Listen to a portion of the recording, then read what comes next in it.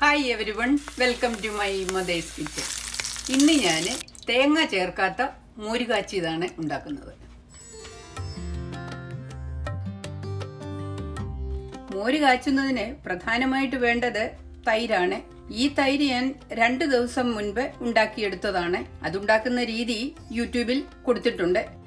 ആദ്യം ഞാൻ മോരിൽ ചേർക്കാനുള്ള ചേരുവകൾ ചതച്ചെടുക്കുകയാണ്. അതിന് എടുത്തിരിക്കുന്നത് 1/2 ടീസ്പൂൺ ജീരകം, ഒരു ചെറിയ വെളുത്തുള്ളി ചെറിയ കഷ്ണങ്ങളാക്കി മുറിച്ചെടുത്തത്, ഒരു ചെറിയ ഉള്ളി അരിഞ്ഞെടുത്തത്, ഇത്രയും ഞാൻ ചതച്ചെടുക്കുകയാണ്. വീട്ടിൽ അമ്മച്ചി മോര് കാച്ചുമ്പോൾ ഇത്രയും സാധനങ്ങൾ അരകല്ലിൽ വെച്ച് അരച്ചെടുക്കുകയാണ് ചെയ്യുന്നത്.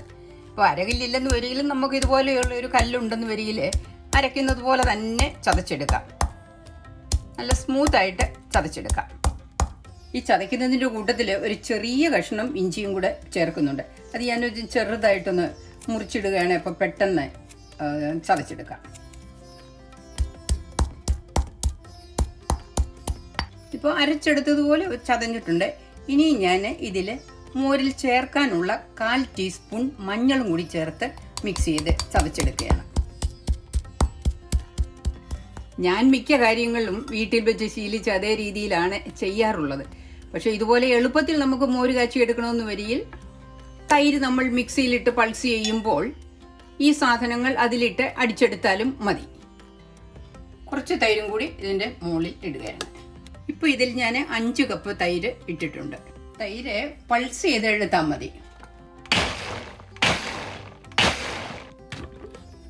ആ തൈരും ചേർത്ത അരപ്പും കൂടി നന്നായിട്ട് മിക്സ് ചെയ്ത് വന്നിട്ടുണ്ട്.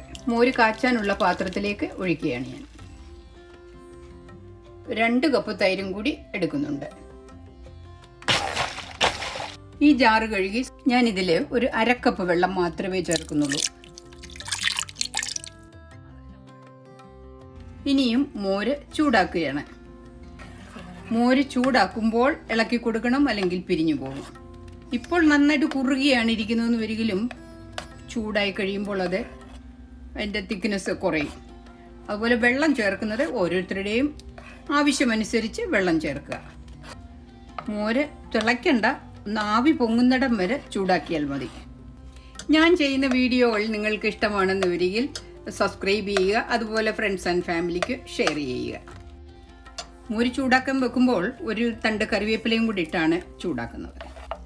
മോര് നന്നായിട്ട് ചൂടായില്ലോ എന്നറിയാനായിട്ട് നമ്മളിങ്ങനെ നോക്കി ഈ സ്പൂണിൽ നിന്നും ആവി പൊങ്ങുന്നുണ്ടെന്ന് വരികിൽ മോര് നന്നായിട്ട് ചൂടായി. ഇനി നമുക്ക് സ്റ്റൗവിൽ നിന്നും മാറ്റാം.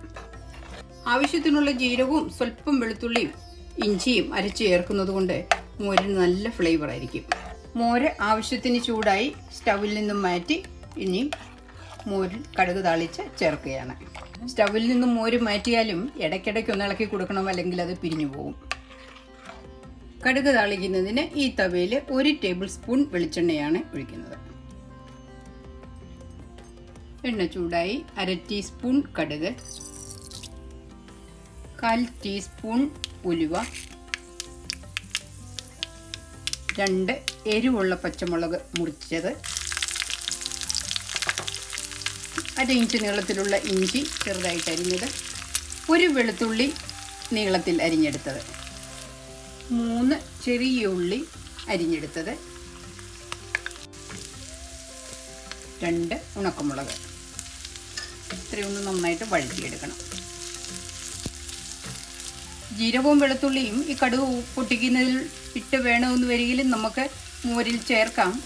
കടുക് പൊട്ടിക്കുമ്പോൾ ജീരകം ചേർക്കുന്നതിലും നല്ലത് ഞാനിപ്പോൾ ചെയ്തതുപോലെ ജീരകത്തിൻ്റെ പൊടിയോ അല്ലെങ്കിൽ ജീരകം അരച്ച് ഇതുപോലെ ചേർക്കുന്നത് ആണ് നല്ലത്. അപ്പോൾ മോരിൽ ജീരകം കടിക്കുകയില്ല.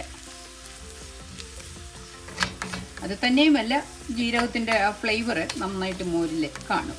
ഒരുപാടങ്ങ് ഇത് വറുത്ത് എടുക്കേണ്ട ആവശ്യമില്ല. കറിവേപ്പിലയുടെ ഫ്ലേവർ പോകാതിരിക്കാൻ വേണ്ടി ഞാൻ അവസാനം 1 തണ്ട് കറിവേപ്പിലയും കൂടെ ചേർക്കുകയാണ്. ഇത് ആവശ്യത്തിന് വഴന്നിട്ടുണ്ട്. ഇനി സ്റ്റൗ ഓഫാക്കി ഇത് മോരിലേക്ക് ചേർക്കുകയാണ്.